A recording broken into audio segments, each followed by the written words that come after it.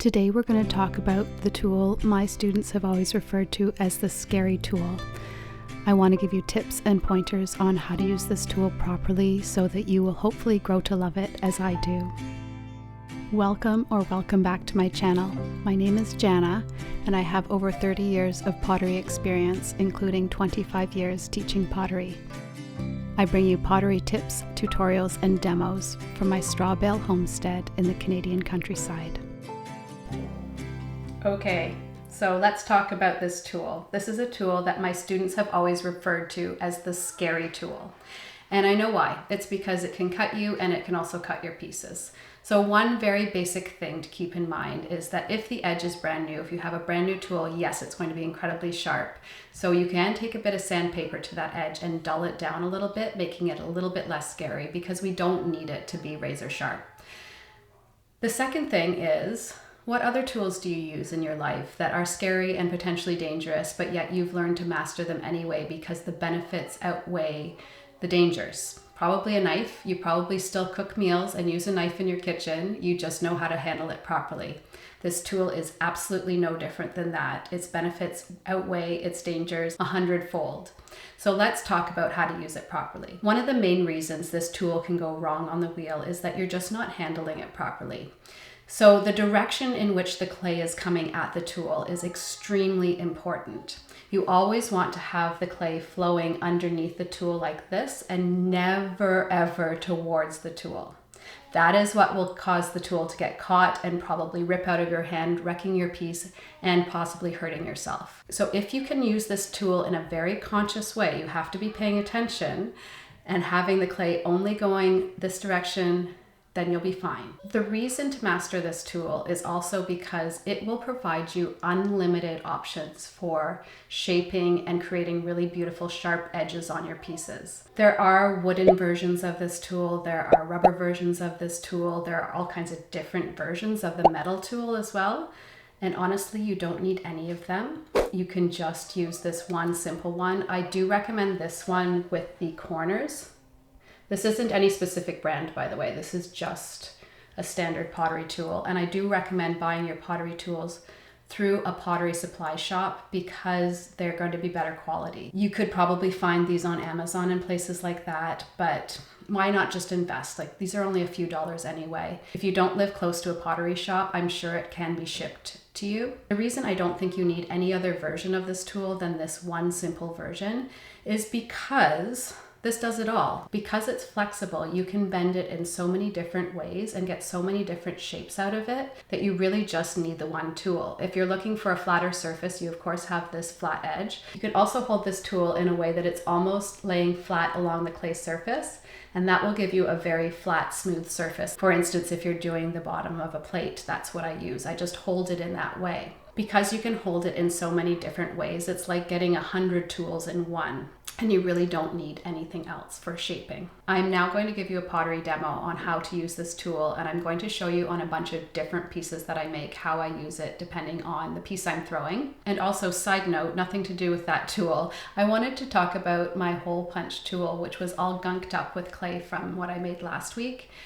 I intentionally did not clean out this tool and I let it dry because it is so difficult to clean out the clay from inside this tool while the clay is still wet. But if I let it dry out and dip this tool in water, it actually cleans itself. All the little bits of clay just dissolve right out of it in like less than a minute and then it's done.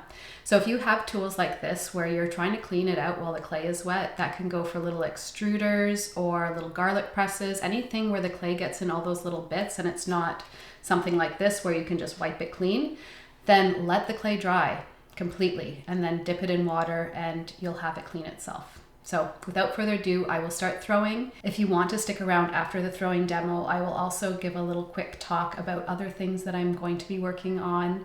I share my beautiful linens with you as well as a book recommendation for children. I make all my clothes. I also make my children's clothes and some of my husband's clothes. And I love reading to my kids as well as reading to myself. So if you want to share those little bits with me too, then please stick around after that and I will see you then. Enjoy the demo. Throughout this demo, notice how I always hold the tool so that the direction of the clay is moving underneath it, always away from it and never towards it. The metal rib is actually a refining tool. The shaping of your piece should already be done before you use it. The job of the rib is to refine the surface of your piece by smoothing out inconsistencies and throwing lines, as well as defining edges. One of the trickiest places to use the metal rib is in the very center of the bottom of a plate or bowl. If the rib goes past the center, the direction of the clay will now be coming towards it, which is something we want to avoid at all costs. I use careful attention to notice where the tool is making contact with the clay by watching where the slip is being scraped away. Once the rib reaches the center, or very close to it, I back off. You can always use your fingertip to smooth any spot left directly in the middle that the rib missed. For many new potters, it takes a long time for you to pull up your walls, and adding water constantly during this process makes the walls soggy and at risk of collapsing. Scraping the walls down frequently with the metal rib can help prevent this from happening. You can also use the corner of the metal rib to create ridges and spirals on the surface of your pieces, and simply erase them if you're not happy with the results.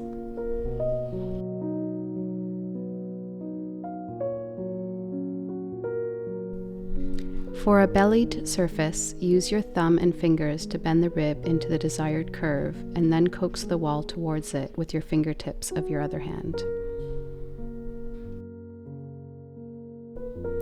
For convex surfaces, simply use the appropriate curve of the tool, gently press it against the wall, and use your other hand to move the clay towards the shape of the tool until it conforms to it. Rims on pieces like bowls and plates tend to lift up while they're drying. I like to use my metal rib to push them back down again with the help of a bit of water and a sponge. The metal rib can also be used at the trimming stage to smooth out trimming lines left by the trimming tool and burnish the surface of any rough clay bodies. The metal rib is an incredible tool. I hope you have the confidence to master it and turn any fear you may have for it into joy.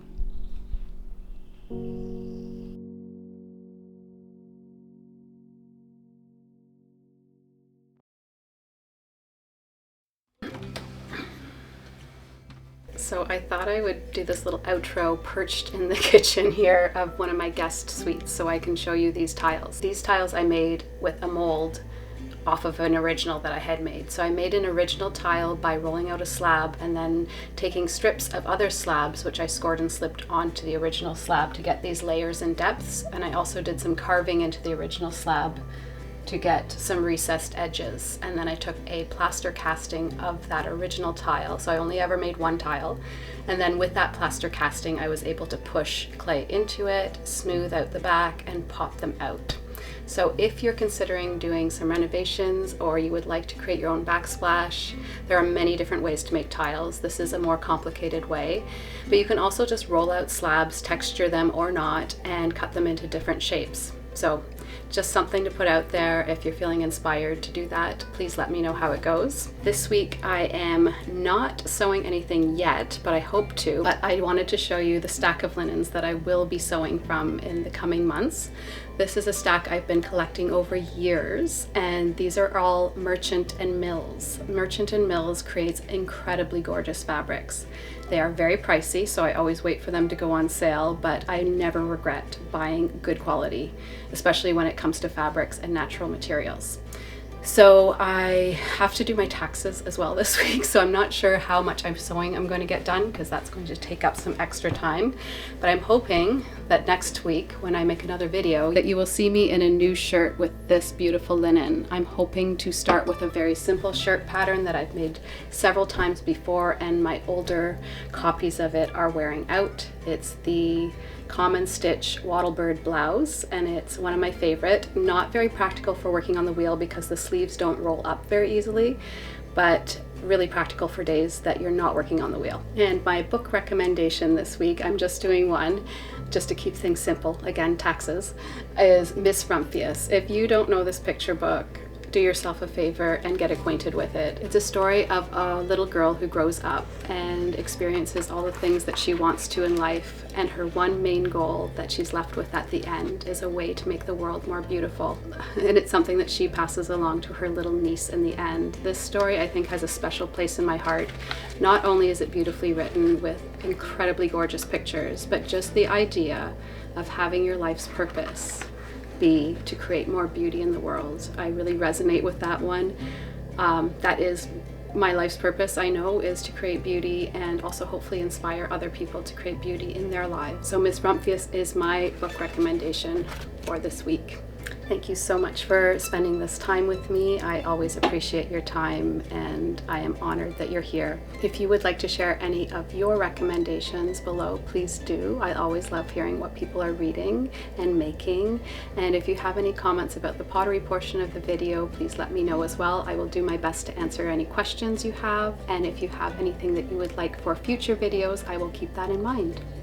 So I will hop off of my little perch here and I will get back to doing other things, but I will see you again really soon. So thanks for being here. Lots of love, and I hope you're doing great wherever you are. Mwah.